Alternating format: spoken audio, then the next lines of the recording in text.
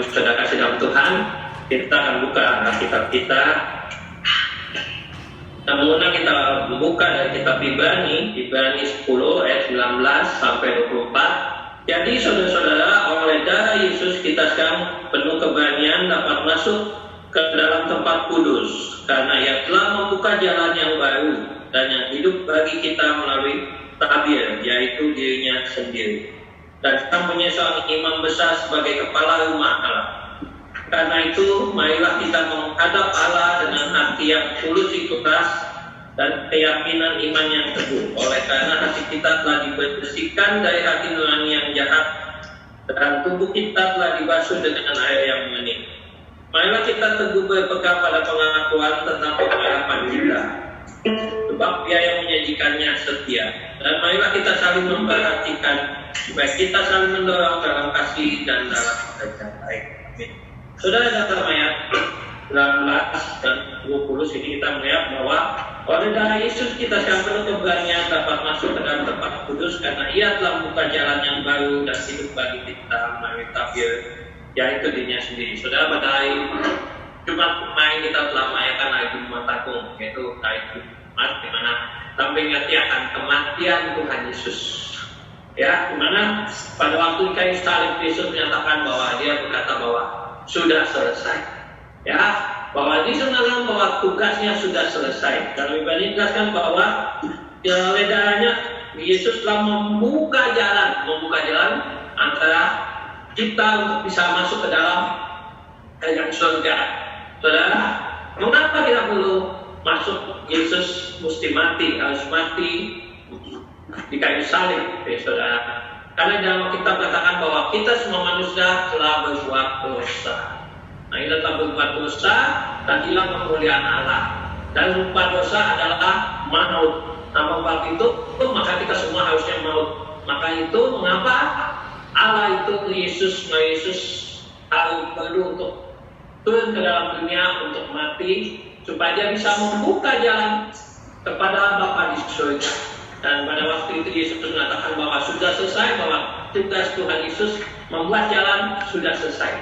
Nah, sekarang pada dalam kitab Ibrani menuliskan apa yang harus kita lakukan setelah Yesus menyelesaikan tugasnya. Dalam ayat 22 di sini dikatakan, karena itu marilah kita menghadap Allah dengan hati yang tulus ikhlas. Di sini tugas kita datang kepada Allah dengan tulus ikhlas. Jadi orang kalau mau datang kepada Tuhan, mungkin ada yang nggak tulus. Mungkin ada orang yang datang ibadah ke gereja, mungkin tujuannya bukan mau ibadah, tapi karena kalau di gereja ibadah ada bantuan, jadi setiap bulan dapat bantuan. Nah, nanti kalau gimana ada gereja lain memberikan bantuan yang lebih besar lagi, akhirnya dia pindah gereja lagi, saudara. Nah, ini dalam orang yang datang tidak dengan tulus. Atau kita melihat hari-hari ini mungkin orang kan banyak ya, kalau kita lihat hari ini mungkin banyak orang datang ke Tuhan, datang bersusu berdoa. Mungkin tujuan mereka kenapa? Ya, supaya Tuhan jaga, Tuhan lindungi, sertai supaya jangan kena penyakit. Atau mungkin hari ini banyak orang yang mulai bisnisnya mulai goyah, mulai susah, rajin datang berdoa. Kenapa? Supaya bisnisnya bisa terus berjalan. Nah, tapi nanti setelah bisnisnya bisa lancar berjalan, dia tidak lagi ke gereja, tidak lagi datang Tuhan. Nanti setelah wabah selesai mulai kendor, datangnya doanya, dan mulai kendor. Nah, ini sudah ada doanya. Datang pada Tuhan bukan dengan maksud tulus bahwa ingin beribadah, mengucap syukur, berkat kebaikan Tuhan.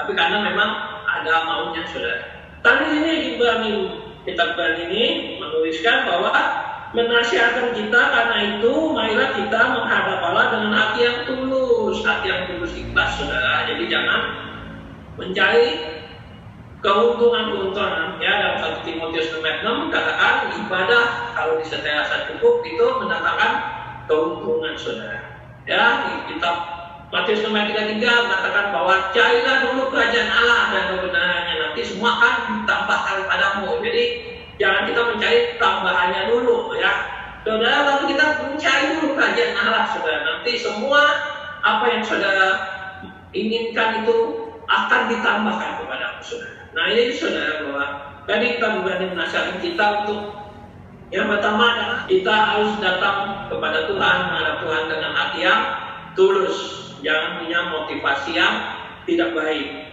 Kemudian, oleh karena hati kita telah dibersihkan dari hati nurani yang jahat dan tubuh kita telah dibasuh dengan air yang murni, marilah kita teguh berpegang pada pengakuan tentang pengharapan kita, sebab Ia yang menjanjikannya setia. Saudara, di sini kita pribadi berpesan agar kita juga memiliki pengharapan yang teguh. Kita mesti tetap berpegang teguh. Kalau kita lihat situasi kondisi mulai bisa menggoyang kita, ya kan, ekonomi nggak menentu, kesehatan, penyakit nggak menentu, keamanan nggak menentu. Semuanya mungkin saat ini buat hari-hari kita menjadi tidak jelas, sudah membuat kita menjadi khawatir, ya.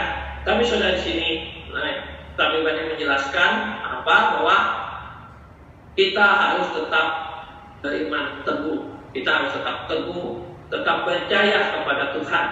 Jangan mudah digoyang, jangan mudah diombang-ambingkan ya oleh situasi kondisi, jangan mudah diombang-ambingkan oleh ajaran-ajaran.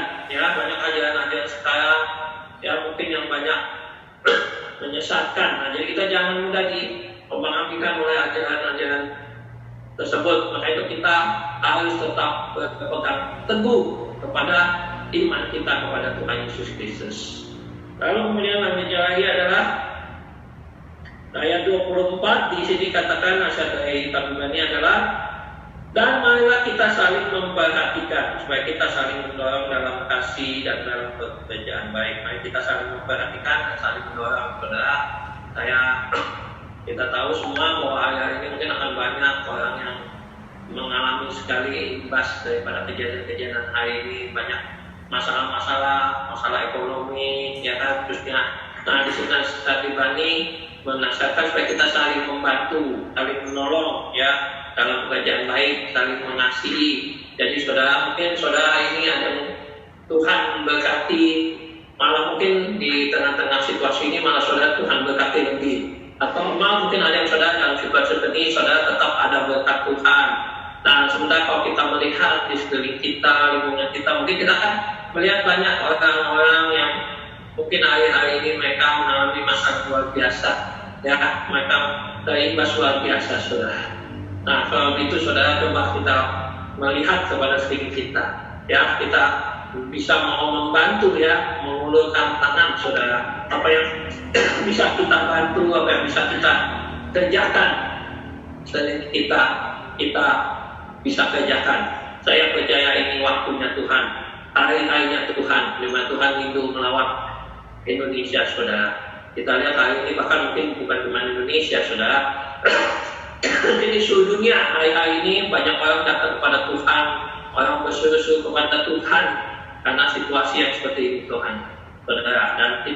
Dan ini waktunya Tuhan melawat dunia, saudara. Maka itu mari kita ambil bagian, kita bekerja, kita bergerak, ya, kita mengambil bagian untuk kerajaan surga. Ya, ladang sudah memenuhi, siap di Tuhan. Mari kita siap menjadi penuai Kristus, saudara. Ayat Paskah ini, ya, jadi kita melihat bahwa Tuhan sudah menyelesaikan tugasnya di kayu salib, membuka jalan antara kita dan Allah. Sehingga kita bisa masuk ke dalam surga karena darahnya telah tercurah untuk mengampuni dosa kita. Akhirnya sekarang menjadi tugas kita, di mana kita harus datang kepada Tuhan dengan hati yang tulus ikhlas karena Yesus sudah memberikan tugasnya. Naikkan syukur kita kepada Tuhan dengan tulus ikhlas. Kemudian kita juga harus memiliki iman yang teguh, iman kepada Tuhan. Jangan pernah bimbang, jangan pernah ragu, ya, tetap percaya kepada Tuhan. Dan kemudian yang ketiga adalah mari kita memperhatikan pada sama kita, supaya